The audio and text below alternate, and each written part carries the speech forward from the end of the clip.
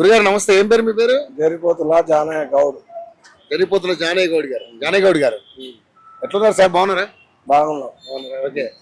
మరి ఏంటి నల్గొండ నియోజకవర్గం ఎలా ఉంది? ఎందుకంటే ఇప్పుడు కోమటిరెడ్డి వెంకటరెడ్డి గారు ఇక్కడ మంత్రి, ఎమ్మెల్యే. ఎట్లా ఉంది నియోజకవర్గం అంటే ఈ 13 నెలల్లో కాంగ్రెస్ గవర్నమెంట్ ఏర్పడి మరి హామీల విషయంలో కావచ్చు ఎలా అనిపిస్తుంది? అంటే పరిపాలన కరెక్ట్గా ఉందా? ప్రజా పరిపాలన ప్రజారంజకంగా ఉందా? ఎలా ఉంది పరిపాలన? మంచిగా ఉన్నది. ఆయన టిఆర్ఎస్ 10 ఏళ్ళు గవర్నమెంట్ చేసినా కూడా చేయలేని పని ఇప్పుడు మన కాంగ్రెస్ పార్టీలో అమలవుతున్నాయి. ఉద్యోగాల విషయంలో కానీ, రోడ్ల విషయంలో కానీ అభివృద్ధి చేయడానికి ముందుకు మంత్రి గారు నిత్యం కృషి చేస్తున్నారు. పని అయితే ఆ 10 ఏళ్ల కంటే ఈ 13 నెలల్లోనే ప్రజల సౌకర్యం కోసం, నిరుద్యోగుల కోసం, వ్యవసాయం గురించి కానీ, బోనస్ రైతులకు వరి విషయం కానీ దోపిడీ లేకుండా జరుగుతుంది. కానీ ఇక్కడ రుణమాఫీ కాలేదని చాలా మంది మాట్లాడారు. ఓకే, రుణమాఫీ 2 లక్షల వరకు ఇస్తా అంటుంది.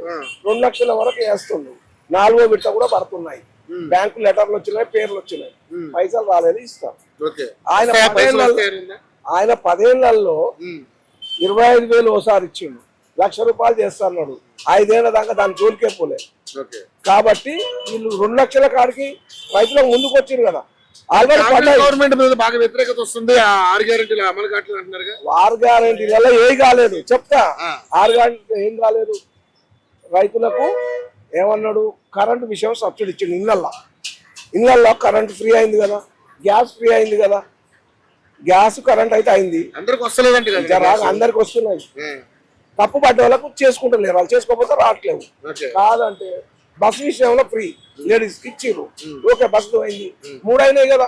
6 ఇట్లా 3 అయితే కంటిన్యూ నడుస్తూనే ఉన్నాయి కదా. ఇంకా నడవంది అది చాలా ఉన్నాయి, చాలా అని చెప్పాలి. 420 హామీలు అంటారు కదా. 420 కాదు, 6 హామీలు అన్నావు. 6 హామీల గురించి చెప్పు. 3 అయినాయి కదా. 3 ఏ కాలేదు. 2,500 కాలేదు. వృత్తి కాలేదు. మహిళలకి మామూలుగా పెన్షన్ కావట్లేదు. తర్వాత నిరుద్యోగ వృత్తి కావట్లేదు. తులం బంగారం కావట్లేదు. స్కూటీలు కావట్లేదు.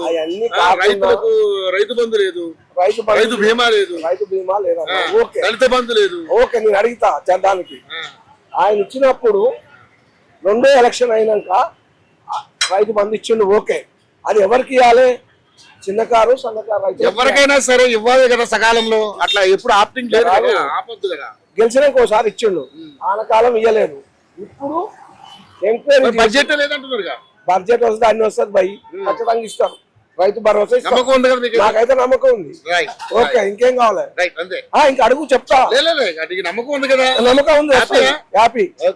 అదే కావాలి. అదే నేను 10 ఏళ్ళు టిఆర్ఎస్ ఉన్నా. ఆ కేసీఆర్ ఫ్యామిలీ తప్ప ఎవ్వరూ బాగుపడలేదు. అంతా అలా చేసుకుంటు. అప్పు మాత్రం 7 కోట్ల అప్పు చేసిపోయిండు. 7 లక్షల కోట్లు అప్పు చేసిపోయిండు. కొడుకు, బిడ్డ, అల్లుడు, మావ. వాళ్ళ ఇంటికే పరిమితమైంది తెలంగాణ. కానీ జనాలకు కాలేదు. అందరూ అంతా దోసుకున్నారు. ఏం చెప్తావో చెప్పి